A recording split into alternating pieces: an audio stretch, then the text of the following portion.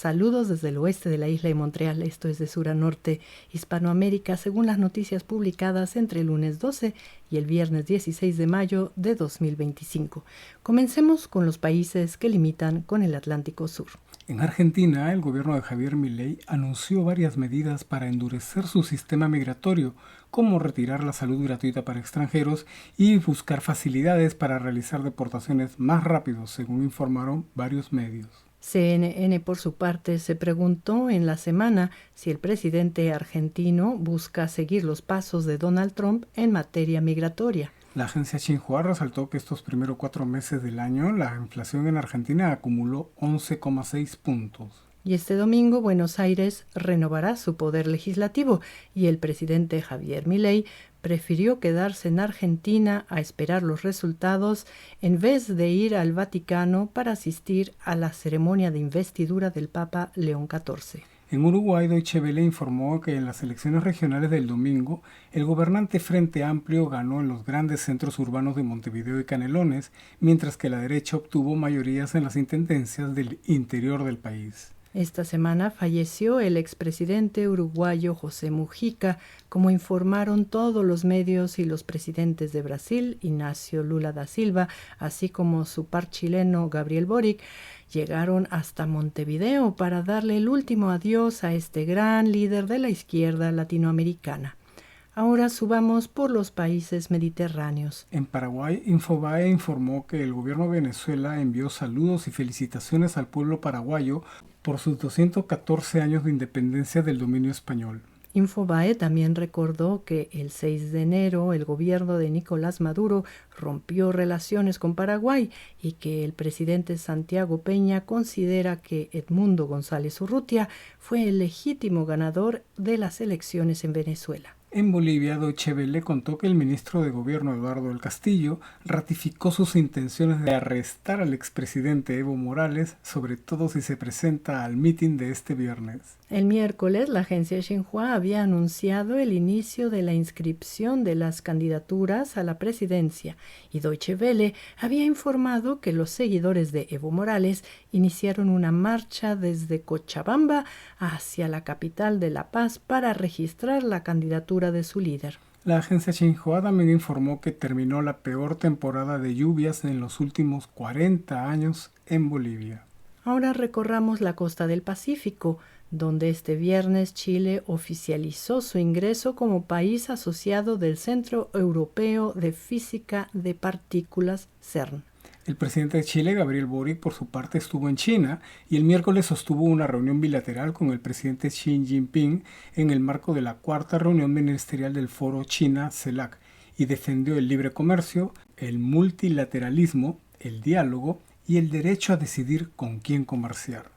En el Perú, el legislativo aprobó una ley para juzgar como adultos a menores de 16 y 17 años que cometan delitos graves. Y según indica Deutsche Welle, el Poder Judicial y la Fiscalía peruana han mostrado su oposición a esta nueva ley. Un desconocido realizó grafitis sobre los muros de la ciudadela de Chanchan en Trujillo, como informó Deutsche Welle, y CNN anunció que detuvieron en Colombia a Miguel Antonio Rodríguez, alias Cuchillo, acusado por el gobierno de ser el autor de la matanza de mineros en Patás. La agencia Xinhua, por su parte, informó que la Fiscalía peruana denunció a la presidenta Dina Boluarte como responsable de la violenta represión contra las manifestaciones de diciembre del 2022 y febrero del 2023. En Ecuador rescataron cerca de las Islas Galápagos a 5 pescadores, 3 peruanos y 2 colombianos, que estuvieron a la deriva durante 55 días. Y en su nota, CNN recordó que a principios de año otro peruano también fue encontrado luego de flotar durante 95 días a la deriva. Varios medios mencionaron que el ejército ecuatoriano desplegó tropas en la frontera con Colombia para combatir a las guerrillas de ese país, y medios como Deutsche Welle agregaron que 3 grupos disidentes de las FARC fueron declarados enemigos en la guerra que el gobierno ecuatoriano libra contra los distintos grupos armados que operan en el país. Y el jueves Daniel Noboa recibió las credenciales como presidente electo y la agencia Xinhua agregó que el partido del mandatario ecuatoriano también contará con el liderazgo en la Asamblea Nacional. y llegamos al norte amazónico, donde Venezuela recibió con los brazos abiertos a la niña de 2 años que había sido separada de su madre por autoridades migratorias estadounidenses, como difundieron los medios. Deutsche Welle informó en la semana que el gobierno de Guyana denunció que sus fuerzas de seguridad sufrieron ataques armados en la frontera con Venezuela. Y la agencia Xinhua destacó en la semana que el ministro de Interior venezolano, Diosdado Cabello, reiteró su compromiso con la reunificación familiar de los migrantes venezolanos que sufren las consecuencias de las políticas migratorias de Estados Unidos. En Colombia, el Senado rechazó la propuesta de consulta popular del presidente Gustavo Petro y el mandatario prometió volver a presentar su iniciativa y que esta vez le sumará una pregunta para bajar el precio de los medicamentos, según explicó Infobae.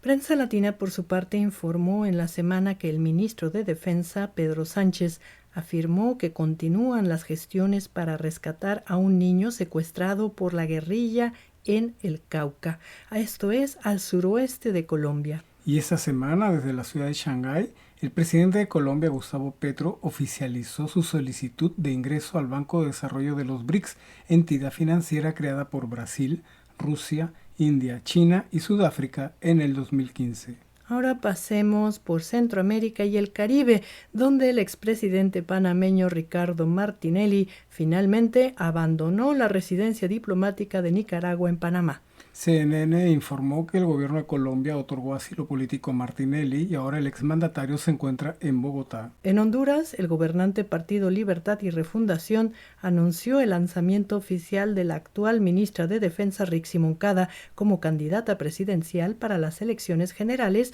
del próximo 30 de noviembre, según informó Prensa Latina. En El Salvador, el vicepresidente Félix Ulloa dijo que acatarán lo que decidan las Cortes de Estados Unidos en el caso del salvadoreño Kilmar Abrego García y del resto de deportados presos en el penal de máxima seguridad, según reportó Prensa Latina. Guatemala anunció esta semana que invierte en energía solar y sumará 413 megawatts a su sistema y beneficiará a 430,000 nuevos usuarios, según informó Prensa Latina, medio que también indicó que van más de 12,000 guatemaltecos que han regresado desde Estados Unidos en lo que va del año.